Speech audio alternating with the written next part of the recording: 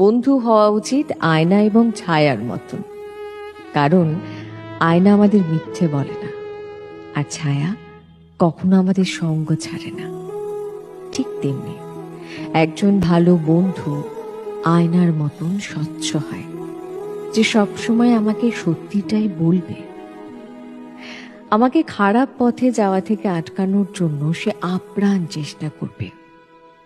আমি কি মনে করব এই কথার তোয়াক্কা না করে সে সমস্ত অপ্রীতিকর কথা সে বলতে রাজি, যেটা বললে হয়তো আমার ভালো হতে পারে।